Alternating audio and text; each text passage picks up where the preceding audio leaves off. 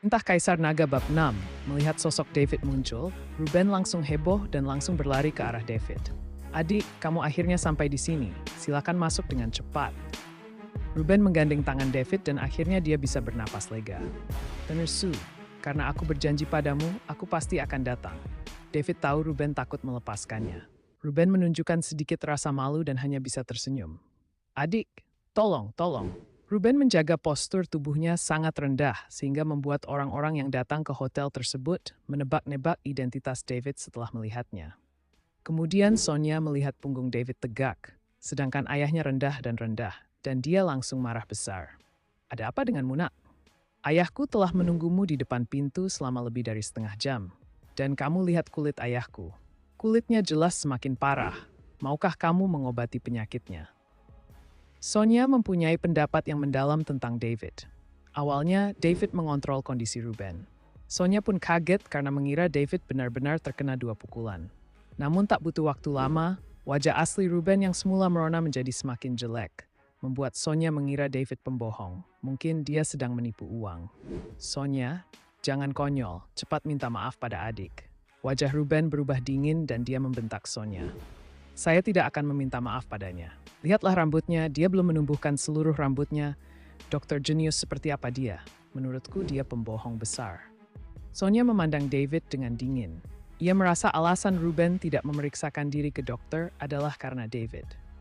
Melihat Sonia yang tidak patuh, seketika wajah Ruben memerah karena marah, dan napasnya pun mulai memburu. Batuk. Ruben ingin mengatakan sesuatu, tetapi tanpa mengucapkan sepatah kata pun, dia mulai terbatuk-batuk. Ayah. Sonia bergegas mendekat dan mendukung Ruben.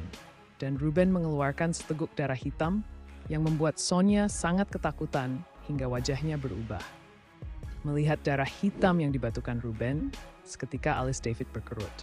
Tampaknya cedera Ruben lebih serius dari yang ia bayangkan. David tak tahu bagaimana Ruben bisa bertahan dari cedera serius hingga saat ini. Cepat bantu ayahmu ke kamar, ucap David pada Sonia yang sudah panik. Namun Sonia tertegun dan tidak berkutik, karena tidak terlalu percaya pada David. Melihat Sonia tidak bergerak, David mengerutkan kening dan berkata dengan tegas, "Apakah kamu ingin melihat ayahmu meninggal?" Sonia dimarahi oleh David, lalu dia mendukung Ruben dan masuk ke dalam kotak hotel. Setelah memasuki kotak, David menghubungi denyut nadi Ruben, dan ekspresinya menjadi serius. Tepat ketika David hendak merawat Ruben, pintu kotak tiba-tiba terbuka, dan seorang dokter berkacamata dan berjas putih masuk. "Dr. Sun, cepatlah, lihat ayahku. Dia baru saja muntah darah." Setelah Sonia melihat orang yang datang, dia sepertinya telah menangkap sedotan penyelamat. "Apa? Biar ku lihat." Dr. Sun kaget dan buru-buru membuka kotak obat. "Minggir." Sonia mendorong David ke samping, lalu menopang Ruben dan berkata pada Dr. Sun, "Dr. Sun, pengobatan penyakit ayah saya bergantung pada Anda. Anda harus menyelamatkannya." Saat ini, Ruben hampir koma dan napasnya menjadi sangat lemah. "Jangan khawatir, Nona Su, saya akan melakukan yang terbaik," kata Dr. Sun dan mulai memeriksa denyut nadi Ruben. Seiring dengan semakin lamanya waktu denyut nadi, alis Dr. Sun menjadi semakin dalam. Sonia memandangi penampilan Dr. Sun dengan wajah khawatir dan tidak berani berkata apapun. "Ms. Su, dia melukai limpa dan paru-paru menyebabkan penyakit tersembunyi. Akumulasi penyakit kronis ini harus ditangani secara perlahan, tetapi seseorang secara paksa merangsang kekebalan Tuan Su. Meskipun untuk saat ini tampaknya efektif, namun hal ini semakin parah.